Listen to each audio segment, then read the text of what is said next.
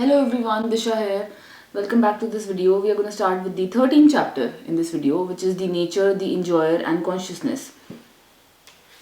So coming to the first shlok of the 13th chapter in this video, Arjun said, "O my dear Krishna, I wish to know about Prakriti, nature, Purusa the enjoyer and the field and the knower of the field and of knowledge and the object of knowledge." The Supreme Personality of Godhead said, "This body, O son of Kunti, is called the field, and one who knows this body is called the knower of the field." Now coming to the explanation of the shlok. Arjun was inquisitive about Prakriti, nature, Purusa the enjoyer, Kshetra the field, Kshetrajan its knower, and knowledge and the object of knowledge. When he inquired about all these, Krishna said that this body is called the field, and that one who knows this body is called the knower of the field. This body is the field of activity for the conditioned soul. The conditioned soul is entrapped in material existence, and he attempts to lord it over material nature. And so, according to his capacity to dominate material nature, he gets a field of activity. That field of activity is the body. And what is the body? The body is made of senses. The conditioned soul wants to enjoy sense gratification, and according to his capacity to enjoy sense gratification, he is offered a body or field of activity. Therefore, the body is called Kshetra, or the field of activity for the conditioned soul. Now, the person who should not identify himself with the body is called Kshetrajan, the knower of the field. It is not very difficult to understand the difference between the field and its knower, the body and the knower of the body. Any person can consider that from childhood to old age he undergoes so many changes of body and yet is still one person remaining. Thus, there is a difference between the knower of the field of activities and the actual field of activities. A living conditioned soul can thus understand that he is different from the body. It is described in the beginning that the living entity is within the body, and that the body is changing from childhood to boyhood, and from boyhood to youth, and from youth to old age. And the person who owns the body knows that the body is changing. The owner is distinctly Kshetrajan. Sometimes we think, I am happy, I am man, I am woman, I am dog, I am cat. These are the bodily designations of the knower. But the knower is different from the body. Although we may use many articles, our clothes, etc., we know that we are different from the things used. Similarly, we also understand by a little contemplation that we are different from the body. I or you or anyone else who owns the body is called Kshetrajan, the knower of the field of activities. And the body is called Kshetra, the field of activities itself. In the first 6 chapters of Bhagavad Gita, the knower of the body, the living entity, and the position by which he can understand the Supreme Lord are described. In the middle 6 chapters of the Bhagavad Gita, the Supreme Personality of Godhead and the relationship between the individual soul and the super soul in regard to devotional service are described. The superior position of the Supreme Personality of Godhead and the subordinate position of the individual soul are definitely defined in these chapters. The living entities are subordinate under all circumstances, but in their forgetfulness they are suffering. When enlightened by pious activities, they approach the Supreme Lord in different capacities. As the distressed, those in want of money, the inquisitive, and those in search of knowledge. That is also described. Now, starting with the 13th chapter, how the living entity comes into contact with material nature and how he is delivered by the Supreme Lord through the different methods of fruitive activities, cultivation of knowledge, and the discharge of devotional service are explained. Although the living entity is completely different from material body, he somehow becomes related. This is also explained. Now coming to the third shlok, which says, "O scion of Bharat, you should understand that I am also the knower in all bodies. And to understand this body and its knower is called knowledge. That is my opinion." Now coming to the explanation of this shlok. While discussing the subject of the body and the knower of the body, the soul and the super soul, we shall find 3 different topics of study: the Lord, the living entity, and matter. In every field of activities, in every body, there are 2 souls, the individual soul and the super soul. Because the super soul is the plenary expansion of the Supreme Personality of Godhead Krishna. Krishna says, I am also the knower. but I am not the individual knower of the body. I am the super knower. I am present in every body as the Paramatma or Super Soul. One who studies the subject matter of the field of activity and the knower of the field very minutely in terms of this Bhagavad Gita can attain to knowledge. The Lord says, I am the knower of the field of activities in every individual body. The individual may be the knower of his own body, but he is not in knowledge of other bodies. The Supreme Personality of Godhead, who is present as the Super Soul in all bodies, knows everything about all bodies. He knows all the different bodies of all the various species of life. A citizen may know everything about his patch of land, but the king knows not only his palace but all the properties possessed by the individual citizens. Similarly, one may be the proprietor of the body individually, but the Supreme Lord is the proprietor of all bodies. The king is the original proprietor of the kingdom, and the citizen is the secondary proprietor. Similarly, the Supreme Lord is the supreme proprietor of all bodies. The body consists of the senses. The Supreme Lord is Harsikesa, which means the controller of the senses. He is the original controller of the senses, just as the king is the original controller of all the activities of the state. The citizens are secondary controllers. The Lord says, I am also the knower. This means that he is the super knower. The individual soul knows only his particular body. In the Vedic literature, it is stated as follows. This body is called the Kshetra, and within it dwells the owner of the body and the Supreme Lord, who knows both the body and the owner of the body. Therefore, he is called the knower of all fields. The distinction between the field of activities, the knower of activities, and the supreme knower of activities is described as follows. Perfect knowledge of the constitution of the body, the constitution of the individual soul, and the constitution of the super soul is known in terms of Vedic literature as Gyan. That is the opinion of Krishna. To understand both the soul and the super soul as one yet distinct is knowledge. One who does not understand the field of activity and the knower of activity is not in perfect knowledge. One has to understand the position of Prakriti nature, Purusa, the enjoyer of nature, and Isvara, the knower who dominates or controls nature and the individual soul. One should not confuse the three in their different capacities. One should not confuse the painter, the painting, and the easel. This material world, which is the field of activities, is nature, and the enjoyer of nature is the living entity, and above them both is the supreme controller, the personality of Godhead. There are three Brahman conceptions. Prakriti is Brahman as the field of activities, and the Jeev, individual soul, is also the Brahman and is trying to control material nature, and the controller of both of them is also Brahman, but he is the factual controller. In this chapter, it will also be explained that out of the two knowers, one is fallible and the other is infallible. One is superior and the other is subordinate. One who understands the two knowers of the field to be one and the same contradicts the Supreme Personality of Godhead, who states here very clearly, I am also the knower of the field of activity. One who misunderstands a rope to be a serpent is not in knowledge. There are different kinds of bodies and there are different owners of the bodies. Because each individual soul has his individual capacity for lording it over material nature, there are different bodies. But the Supreme also is present in them as the controller. The word Ka is significant for it indicates the total number of bodies. That is the opinion of Srila Baladev Vidyabhusan. Krishna is the super soul present in each and every body apart from the individual soul. And Krishna explicitly says here that real knowledge is to know that the super soul is the controller of both the field of activities and the finite enjoyer. Now coming to the fourth slok, which says, now please hear my brief description of this field of activity and how it is constituted, what its changes are, whence it is produced, and who that knower of the field of activities is, and what his influences are. Now coming to the explanation of the shlok. The Lord is describing the field of activities and the knower of the field of activities in their constitutional positions. One has to know how this body is constituted, the materials of which this body is made, under whose control this body is working, how the changes are taking place, where from the changes are coming, what the causes are, what the reasons are, what the ultimate goal of the individual soul is, and what the actual form of the individual soul is. One should also know the distinction between the individual living soul and the super soul, their different influences, their potentials, etc. One just has to understand this Bhagavad Gita directly from the description given by the Supreme Personality of Godhead, and all this will be clarified. But one should be careful not to consider the Supreme Personality of Godhead in every body to be one with the individual soul, the Jeev.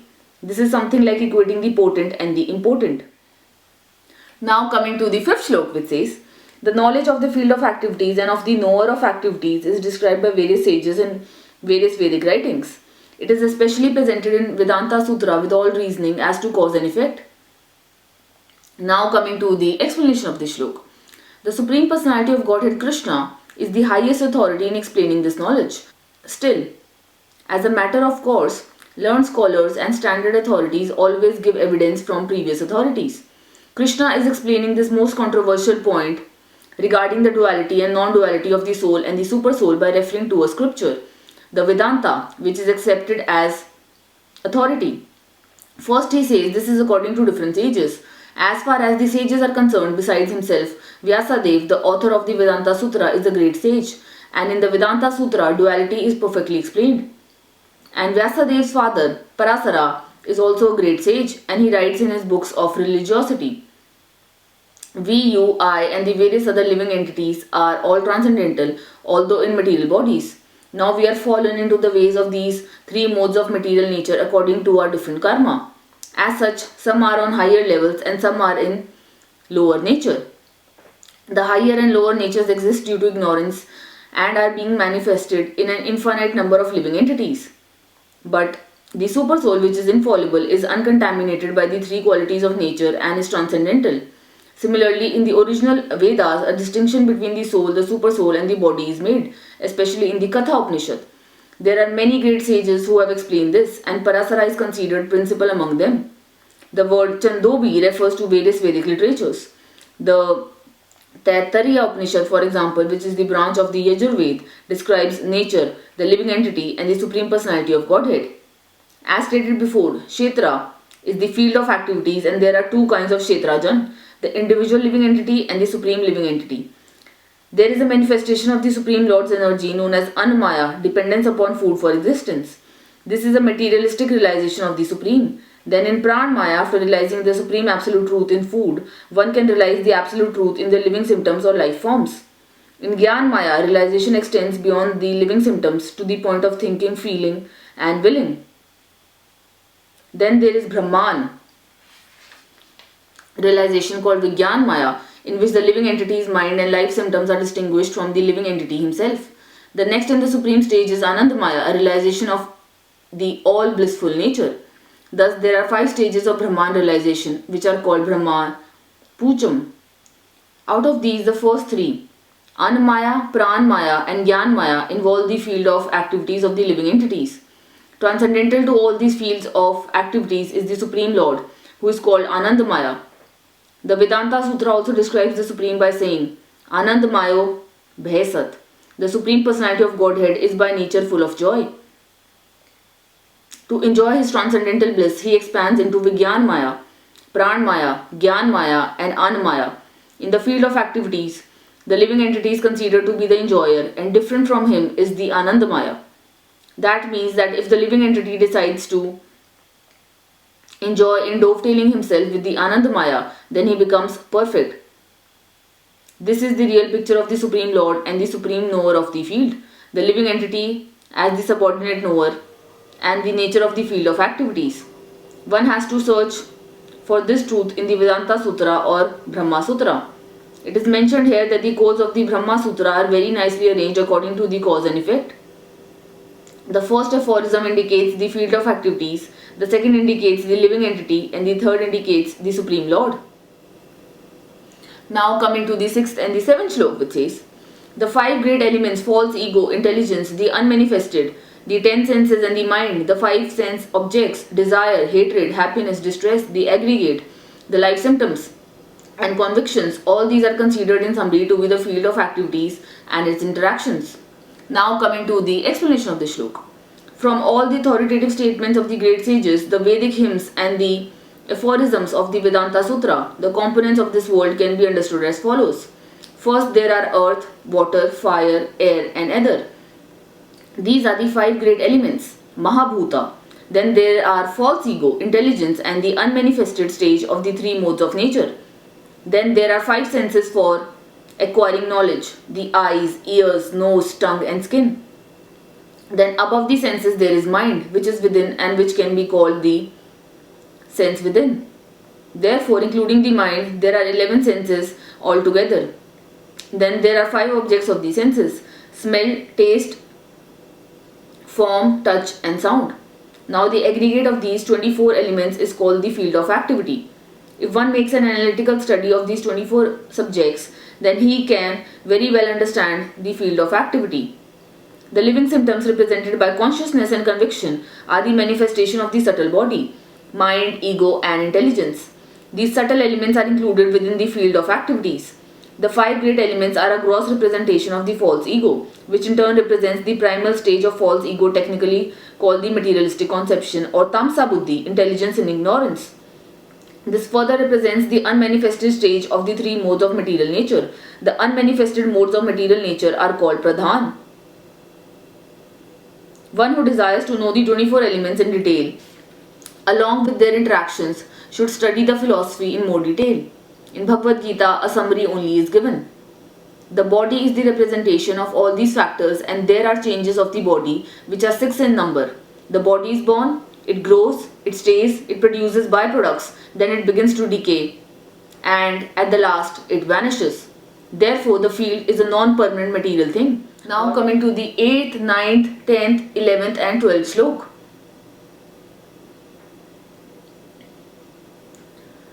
Humility, pridelessness, non-violence, tolerance, simplicity, approaching a bona fide spiritual master, cleanliness, steadiness, self-control, renunciation of the objects of sense gratification, absence of false ego, the perception of the evil of birth, death, old age and disease, detachment,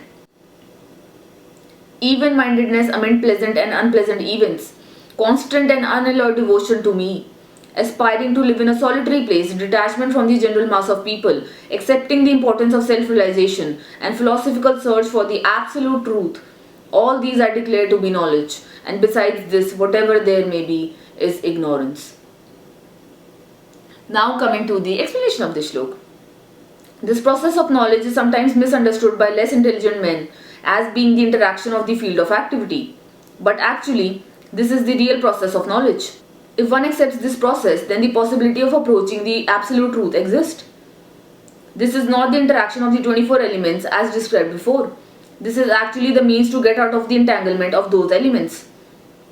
The embodied soul is entrapped by the body, which is a casing made of 24 elements, and the process of knowledge as described here is the means to get out of it.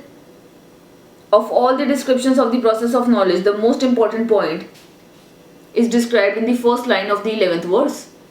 The process of knowledge terminates in unalloyed devotional service to the Lord.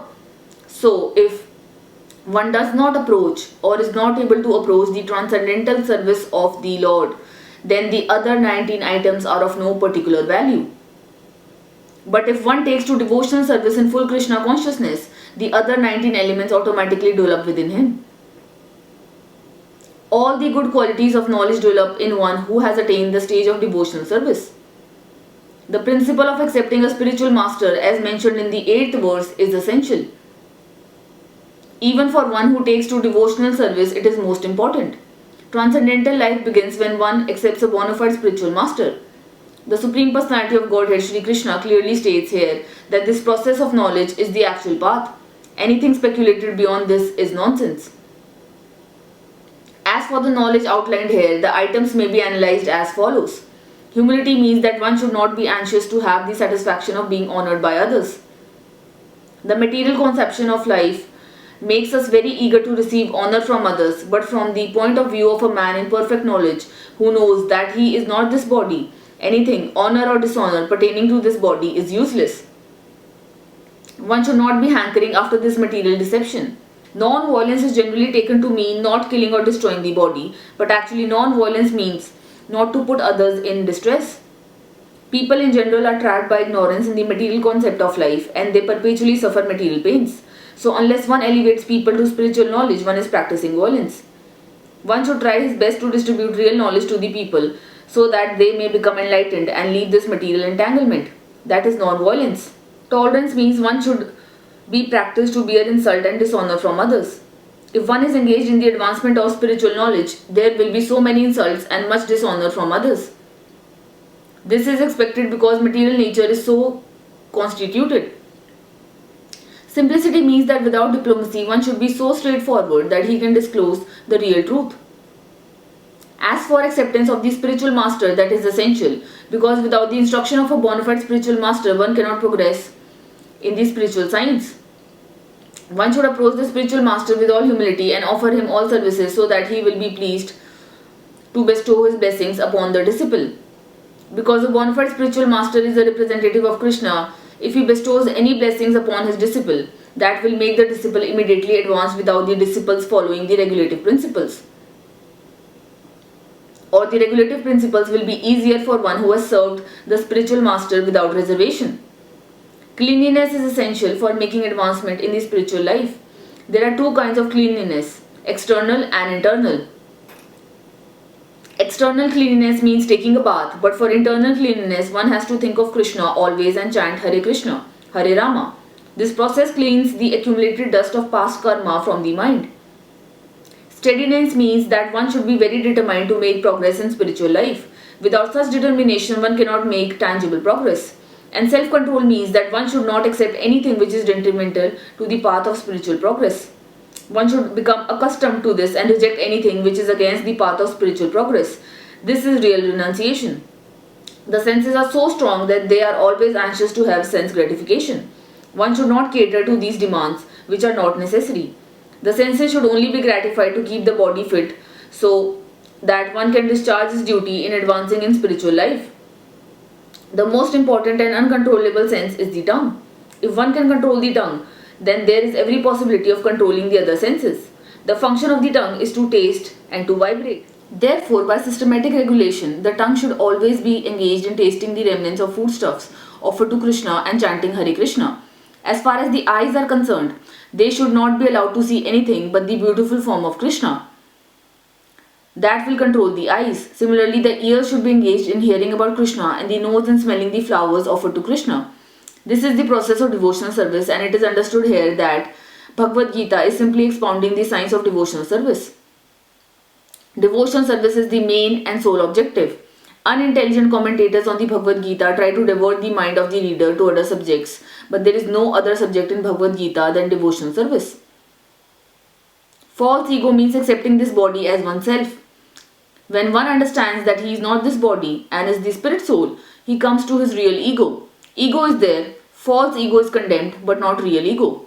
In the Vedic literature it is said, I am Brahman, I am spirit. This I am, the sense of self, also exists in the liberated stage of self-realization. This sense of I am is ego, but when the sense of I am is applied to this false body, it is false ego. When the sense of self is applied to reality, that is real ego. There are some philosophers who say we should give up our ego, but we cannot give up our ego because ego means identity. We ought of course to give up the false identification with the body. One should try to understand the distress of accepting birth, death, old age and disease. There are descriptions in various Vedic literatures of birth. In the Srimad Bhagavatam, the world of the unborn, the child's stay in the womb of the mother, its suffering, etc. are all very graphically described. It should be thoroughly understood that birth is distressful. Because we forget how much distress we have suffered within the womb, we do not make any solution to the repetition of birth and death. Similarly, at the time of death, there are all kinds of sufferings and they are also mentioned in the authoritative scriptures. These should be discussed. As far as disease and old age are concerned, everyone gets practical experience. No one wants to be diseased and no one wants to become old, but there is no avoiding these. Unless we have pessimistic view of this material life, considering the distresses of birth, death, old age and disease, there is no impedance for our making advancement in spiritual life. Happiness and distress are concomitant factors of material life. One should learn to tolerate as advised in Bhagavad Gita.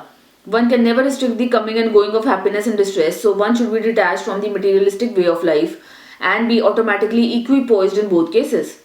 Generally, when we get something desirable, we are very happy, and when we get something undesirable, we are distressed. But if we are actually in the spiritual position, these things will not agitate us. To reach that stage, we have to practice unbreakable devotional service. Devotional service to Krishna without deviation means engaging oneself in the 9 processes of devotional service: chanting, hearing, worshipping, offering respect, etc. Naturally, when one is adapted to the spiritual way of life, he will not want to mix with materialistic men. That would go against his grain. One may test himself by seeing how far he is inclined to live in a solitary place without unwanted association. Naturally, a devotee has no taste for unnecessary sporting or cinema going or enjoying some social function because he understands that these are simply a waste of time.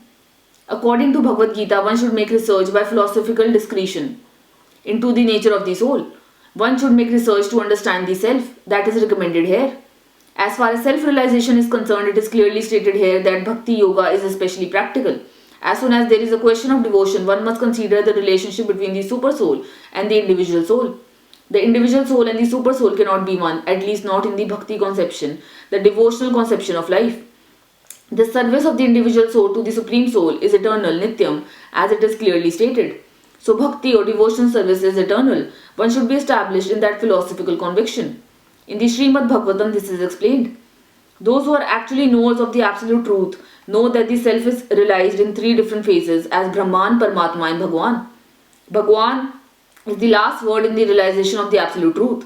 Therefore, one should reach up to that platform of understanding the Supreme Personality of Godhead and thus engage in the devotional service of the Lord. That is the perfection of knowledge. Beginning from practicing humility up to the point of realization of the Supreme Truth, the Absolute Personality of Godhead, this process is just like a staircase beginning from the ground floor and going up to the top floor. Now on this staircase, there are so many people who have reached the first floor, the second or the third floor, etc. But unless one reaches the top floor, which is the understanding of Krishna, he is at a lower stage of knowledge. If anyone wants to compete with God and at the same time make advancement in spiritual knowledge, he will be frustrated. It is clearly stated that without humility, understanding is not truly possible. To think oneself God is most puffed up.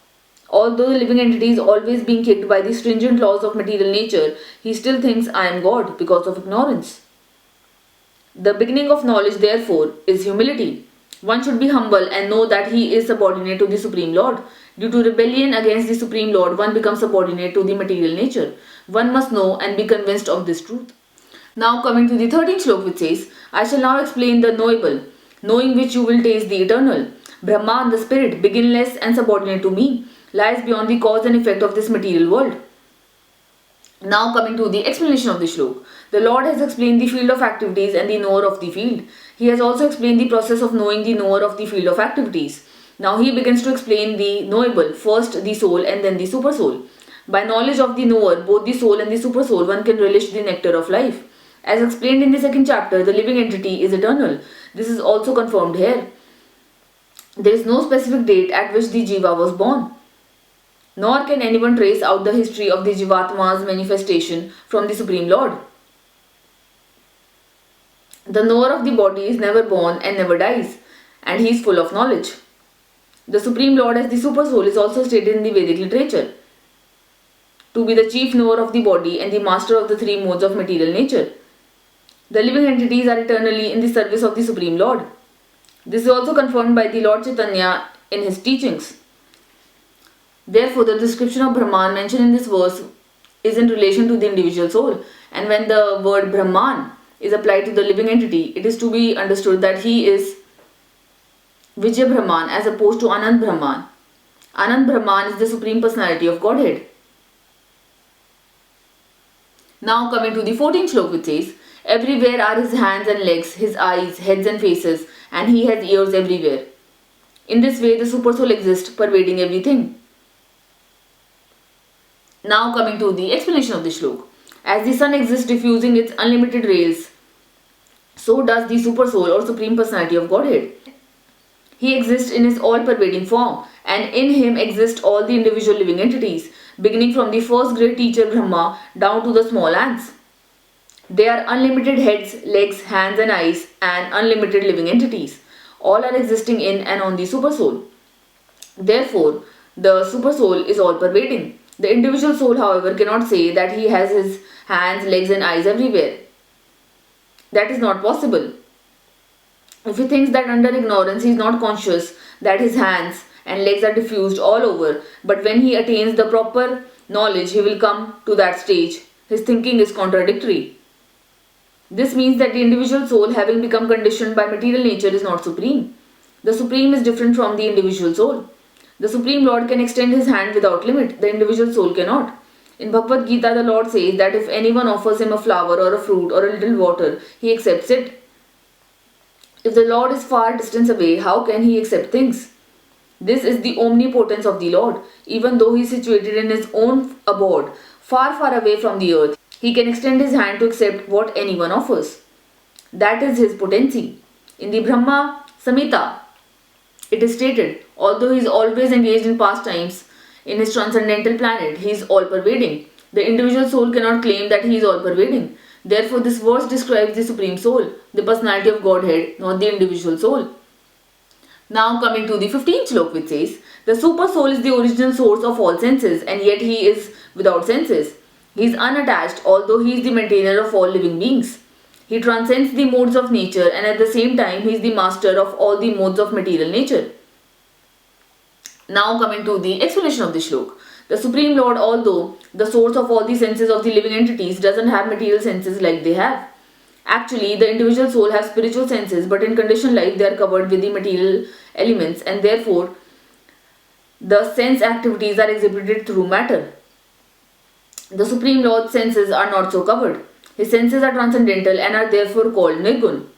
Guna means the material modes, but his senses are without material covering. It should be understood that his senses are not exactly like ours.